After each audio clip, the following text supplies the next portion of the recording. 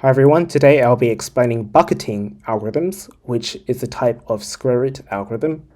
A square root algorithm is simply an umbrella term for any algorithm who somehow depends on some square root factor. You'll see more about this later. Now, bucketing is only one of the types of square root algorithms. There are others, for example, batching, small and large algorithms, and most algorithms. And I will be covering these techniques in future videos. But for now, let's focus on the bucketing technique. Well, first, what is the bucketing technique? To summarize, it is some technique where we have a bunch of objects, often elements in an array, and we group them into different buckets. And we maintain some information for each bucket, and that means that if we have to process the entire bucket as a whole, we can just use that pre-calculated information. You'll see more about further details later in the video. And in general, bucketing algorithms rely on two things to keep its time complexity relatively small. The first of these things is that there are only a small number of buckets. This means that it is not too expensive to loop through all of the buckets. That's probably fine. And the second thing is that each bucket only has a small number of objects in it. And the reason why this is good is that means that we can loop through a single bucket, and that's also fine. If this doesn't make sense, this is all good. Hopefully you'll see why this makes sense when we give some example problems. So let's look at one of the example problems. Here is a very famous problem. We have some array of integers, and we need to support multiple operations. Each operation is an update or a query.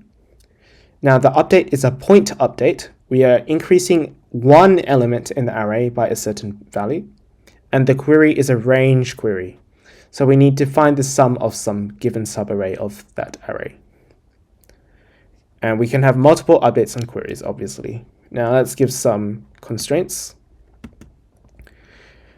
The size of the array is at most 10 to the power of 5, and we also have at most 10 to the power of 5 queries. But what's unusual is that we have up to 10 to the power of 7 updates. Now that is quite a lot of updates. It's more than you probably have seen before, or at least it's very rare to see.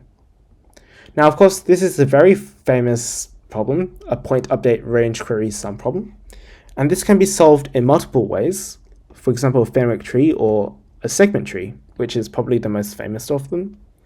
And the segment tree, whilst it can be built in ON and is pretty good most of the time, it has a order O log n complexity for each update and for each query.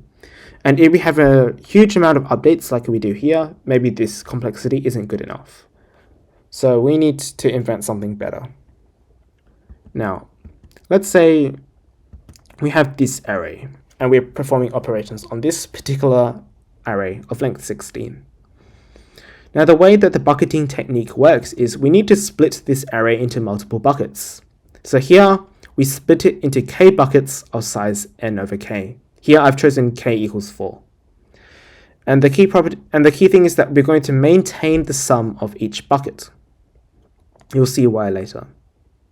But first, let's just consider how we might update this data structure. Let's consider the update where we have to add 3 to the 6th element. Well, this is actually pretty easy because there's not much that we have to do. One thing that we obviously have to do is in the array, we have to update the element from 1 to 4 because we need to add 3 to it. But the other thing we need to do is update the bookkeeping information.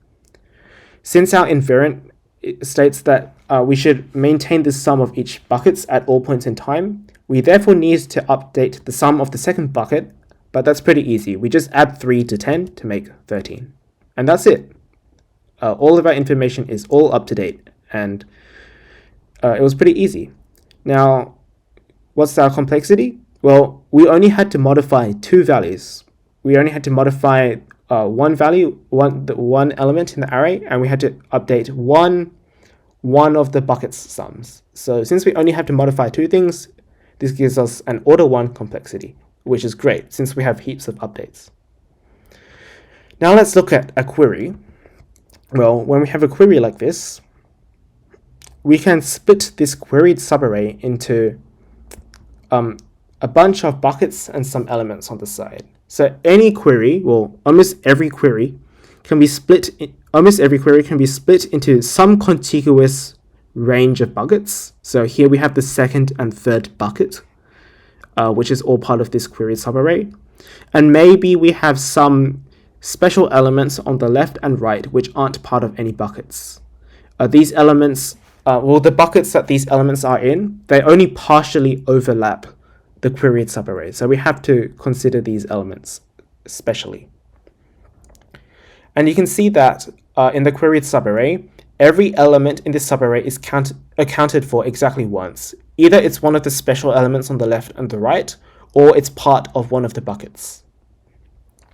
So how do we calculate the answer to this query? Well, it's pretty simple. We just add up these 5 values, the sum of all the special elements and the sum of all the buckets which are part of this queried subarray.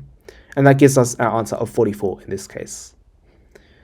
Now, why does this, well, I guess, what's the complexity of this? Our complexity is actually order k plus n over k. Let's look at why. First, let's look at the order k part. Where does the order k come from? Well, it comes from the fact that there are at most k buckets. So we have to loop through some contiguous range of buckets, and in the worst case, we have to look through all of them. So we look through at most k buckets. Pretty self-explanatory. But there are some elements on the left and on the right which aren't part of buckets. Like you can see in our example, there are 3 of the elements in the queried subarray which don't lie in any of the buckets which we're considering. And we have to consider these elements specially. But how many of them are there? Well, it's pretty easy to see that if you look on the left-hand side, all of the special elements on the left-hand side must lie in the same bucket, because if they lied in different buckets, we would be able to use an additional bucket. And similarly on the right, all of the special elements lie in the same bucket. And because the size of each bucket is at most n over k, that means we're processing at most order n over k special elements. And that gives us our complexity. Hopefully you see the power of the bucketing technique here. So that's all pretty good, but there is another case. It's pretty trivial though. The other case is when the bucket lies, when the queried subarray lies completely within one bucket. It no longer satisfies what we said before, that the queried subarray can be broken down into some contiguous range of buckets and some special elements on the left and on the right. This is the only other case where the queried subarray is entirely within one bucket. But in this case, it's good enough just to naively loop through all elements in the subarray, because the subarray size is at most n over k by definition. So this case also runs in order n over k time, which is even better. So I've just used the variable k here, but if we choose k approximately equal to the square root of n, this gives us an order root n query operation.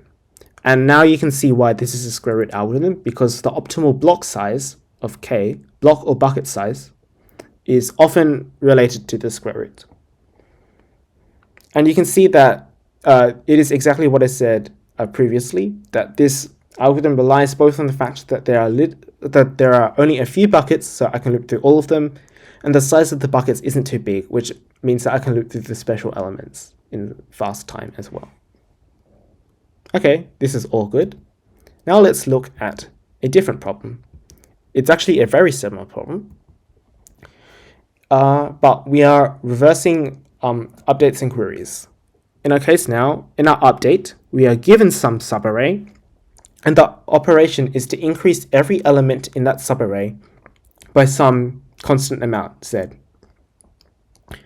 So every element in the subarray is increased by the same value. And for our query, all we need to do is output the value of some given element. That's it. Pretty simple query. And yeah, so we have range updates and point queries, whereas before we had point updates and range queries. let's look at some constraints.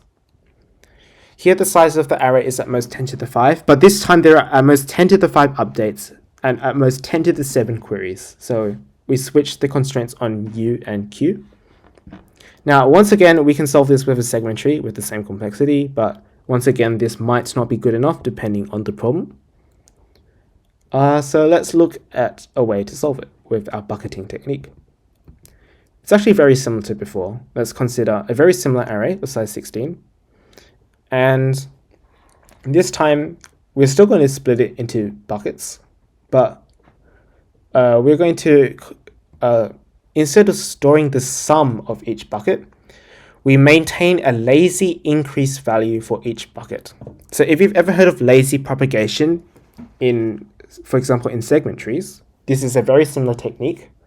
The lazy increase value basically means that before reading at some position at some element in the array, we should first increase that by the lazy element, by the lazy increase value. Either lazy increase value is some value which represents that we actually should increase all elements in that bucket by that value. That might be a little bit hard to grasp, so let's give you a formula. So that it's not confusing, we're going to say that the array A is the actual array which we're dealing with. It's the actual state of the array at all times. Array B is the array which is shown on screen, and the numbers below are some lazy value. And using this formula, we can see that the actual state of the actual value at some position x is just reading off that value, bx. But first, we also have to increase it by the lazy value. And this is the end variant that we're going to maintain. Now, let's look at the updates first again. Now let's consider we're adding +3 to all elements in this subarray that we're given. How do we do that? Well, once again, we have some special elements on the left and on the right that don't belong in any buckets. So you can see that, again, we're going to have the second and third buckets, but the 5 and the 3, the elements 5 and 3, they aren't part of those buckets. So we have to consider them specially again. But since, once again, it's pretty easy just to update them, we can literally just add 3 to all of them, and that's it. Now let's look at the buckets. So it's the second and third buckets which we're looking at. Those comprise the other 8 elements which are part of this subarray. But instead of increasing the array B at these positions, we can simply just increase their lazy values instead. And this works because if you look at the formula AX equals BX plus the lazy value of bucket X, in order to increase AX, we can either increase BX or we can increase the lazy value, provided that all elements in the bucket are being increased. And so hopefully you can see how this works. We can increase the entire bucket by increasing the lazy value instead. So our complexity is pretty good. It's order k plus n over k for the same reason. Same reason as before. There are almost order k buckets, so we update almost order k lazy values, and there are up to order n over k special elements on the left and right, which we increase the array of B. Hopefully that makes sense.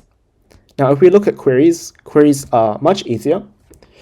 If we have to find the query of this position, we just apply our formula. We just find the value in the array B and increase the lazy value of that bucket. And so the answer to this query would just be 9. And yeah, that's pretty self-explanatory, hopefully. Now, what's the complexity? The complexity is simply order 1, since we're just adding 2 values. It's very simple.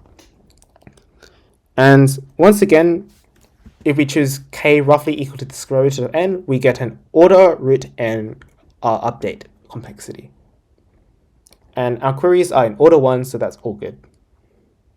Okay, so we've handled point updates and range queries, and we've also handled range updates and point queries. Now let's combine them together. we're going to have range updates and range queries. So our update is the range update. We're going to increase every value in some subarray by some constant value. And the query is we need to find the sum of some subarray from x to y. And in this case, we're just going to say that all of the constraints are bounded by 10 to the power of 5. Now, once again, we can do this with a lazy segment tree. In this case, the lazy segment tree actually has a better complexity. Than what I'm about to show you. However, the bucketing technique can be used to solve problems which the segment tree can't. So the bucketing technique is not just a weaker version of the segment tree. It does have some use cases, and I'll show you a problem which uses which is like that right after this. But we will go through this problem using the bucketing technique just for educational purposes, even though the segment tree here would also suffice. Okay, let's have the same array as before. And once again, we're going to split it into buckets.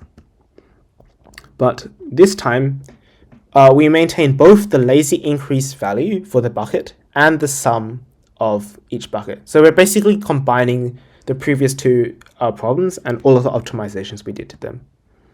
So we have the same formula as before, and I've labeled the three different arrays on the left. Let's look at an update. Let's say we're trying to increase the sum of this subarray by 3. We can basically do exactly what we did before. First, let's consider the special elements on the left and on the right, which aren't part of any buckets, or not part of any of the complete buckets, which, I guess their buckets only partially overlap with the queried subarray. So for these special elements, well, what do we do with them? We can just increase their value of b. And that's it. Let's ignore the sum array for now.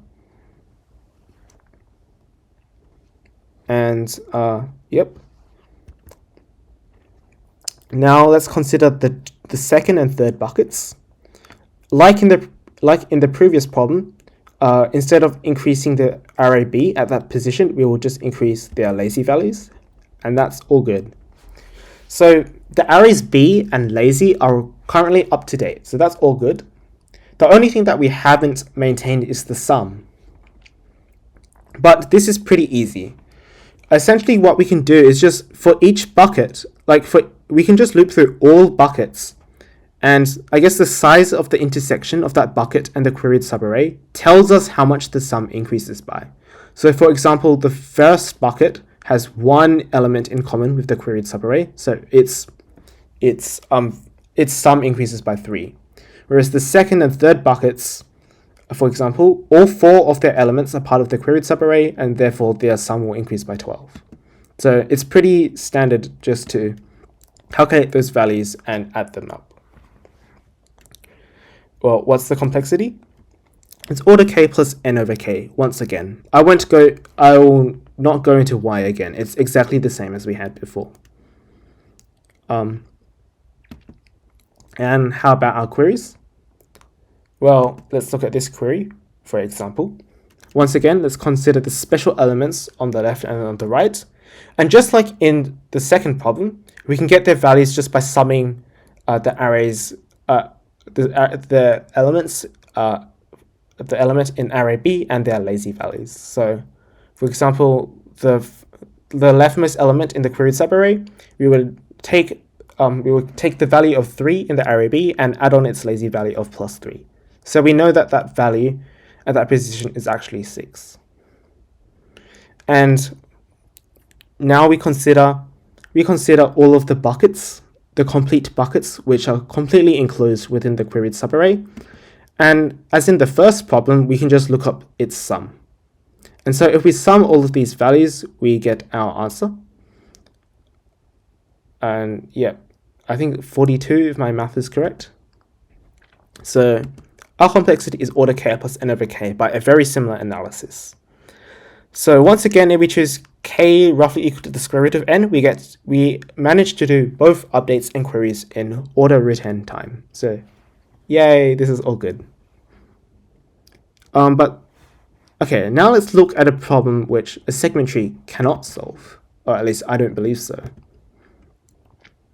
Ooh. So the problem is this. We have n different 2D points on some Cartesian plane, and each of these points has some value assigned to them, and we need to support updates and queries.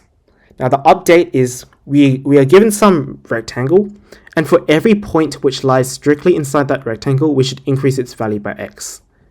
And for the query, it's very similar. We look at all points inside some given rectangle, and we just need to find the sum of their values.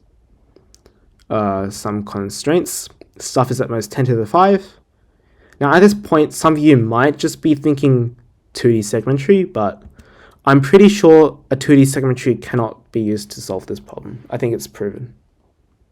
If I'm wrong, let me know. Anyway, let's look at some bucketing technique which we can use to solve this problem. Here's an example. The bounding box is just the plane, and then we have, again, let's have 16 points in this plane. Now, I guess, spoiler warning, we can use the bucketing technique to solve this problem. But the question is, how do we bucket these points? It's not super obvious how to bucket them as it was in the array. But maybe you can think for yourself, pause this video and try to figure out how you can bucket these points effectively. It is a good exercise trying to solve this problem, and you should have the knowledge to solve this problem based on the previous problems. Anyway, I will now spoil the solution. Essentially what we can do is we can just, if we have some like rectangle, this is some queried rectangle, and this rectangle could correspond to either an update or query. They are both very similar, so we'll handle them similarly. Let's just consider this as either the update or the queried rectangle. We want to bucket them so that we can use some sort of pre-calculated value. And one natural way to bucket them is we can bucket them by their x-coordinate. So if you imagine the x-coordinate is their horizontal coordinate, I'm going to split these points such that I'm going to sort the points by the x-coordinate and then bucket them. So each bucket should have size exactly n over k. I think it's important to point out at this point, I'm not bucketing by the actual x-coordinate themselves. Like if the x-coordinates range from 0 up to 10 to the 6, I'm not doing like the first bucket is all elements with x-coordinates between 0 and 10. The next one is between 11 and 20. That's not how I'm doing it. I'm basically sorting by x-coordinates and then bucketing such that each bucket has the same number of points. So it might happen that some buckets are wider than each other, but all buckets have the same amount of points in them. That's very important to the complexity. Another thing which you might be thinking is, well, what if there are multiple points with the same x-coordinate? And what if there are so many of them that like they have to be split across multiple buckets? The answer to that is, well, you'll see, but that's completely fine. It doesn't, like two neighboring buckets, it is allowed for them to have points with the same x-coordinate on the boundary. That is entirely fine. But okay, how do we solve this problem? Well, I guess we have to make some observation. If we look at the second and third bucket in this diagram, the second and third buckets, the range of their x-coordinates lies entirely within the x-coordinate range of the queried rectangle. So even though the y-coordinates don't quite fit, the x-coordinates are completely contained within the rectangle's bounds. And the key property is that for each of these buckets, the points which are in these rectangles will form some contiguous range of points in that bucket, assuming that the points in that bucket are sorted by y-coordinate. So if we look at the second bucket, it contains the second and third points when we sort by y-coordinate. And yeah, that is some key property which we can use. This isn't true if you look at the first and fourth bucket, which only partially overlap with the queried rectangle. This is analogous to before. We just have to consider all of these points specially. But it is not true that the points form some contiguous range when sorted by y-coordinate. For example, if you look at the fourth bucket, the 2 points which are part of the rectangle, they aren't adjacent if we sort the fourth bucket by y-coordinate, so we can't use that property. Now the idea is that, we should just sort, in each bucket, we sort the points by the y-coordinates, and then we can basically process all points, like for the buckets which are completely contained, we can process the points which are in the rectangle, because that corresponds to some contiguous range of points. And so we can just store a lazy segment tree in each block. I've used the word block here, but block and bucket are interchangeable. And yeah, so you might hear block, you might hear bucket. Sorry for the confusion. But we can just maintain a lazy segment tree for each bucket. And if we need to do an update, we just do some range update. And if we need to do the query, just do a range sum query. So hopefully that should be self-explanatory after that. And for the points in the leftmost and the rightmost bucket, which only partially overlap with the queried rectangle, we can just do point queries in our segment tree for each of the points in the bucket which lie in the queried rectangle, because we have to consider each of the points separately. I hope that makes sense. Now, what's our complexity? Our complexity is what we have on screen. It's the same argument as before. There are almost order k buckets which we loop through, and almost order n over k special elements in the leftmost and rightmost bucket potentially. But this time our complexity is multiplied by log n because of our lazy segment tree operations. And that means that if we choose k roughly equal to square root of n, that gives us an order root n log n per query operation. And this, hopefully this explanation makes sense. Now, let's get to one final tip about bucketing, and that's choosing the value of k. So far, all of the problems which we looked at had something in the form order k plus n over k. And here it was always optimal to choose k roughly equal to the square root of n to give us the optimal complexity. But this isn't always the case. Like, consider some hypothetical problem where we invent an order k log n plus n over k thing. In our case, if we were to choose k equal to root n, that would give us a square root n times log n solution. But if we choose k as shown on screen, that gives us a better complexity, because the log n is part of the square root now. So just note that k doesn't always have to be root n, but it could be something like this. And here's a final note. We've only talked about asymptotics so far, but we've completely ignored constant factors. Like the order k and the order n over k parts, they might have very, very different constant factors depending on the problem.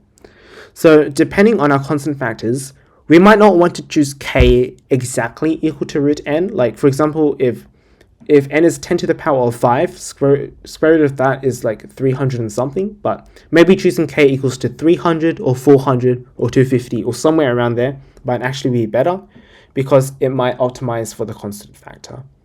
So as a tip, if you want to implement this in your code, this is why I've used k throughout the entire video.